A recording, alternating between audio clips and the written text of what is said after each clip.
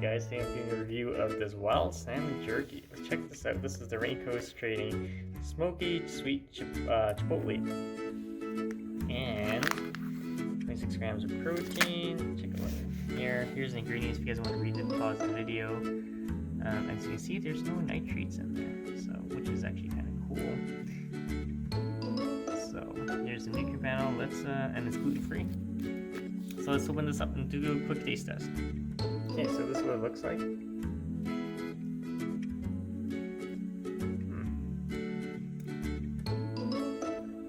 This one is actually less chewy than the original flavor.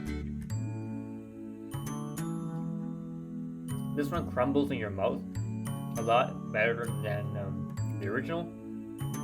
It also has the better taste. It has a more smoky and sweet sort of heat to it. Yeah, definitely check this one out. I like this one more than the other one. If you have any questions, comments, guys, post below, subscribe to the channel.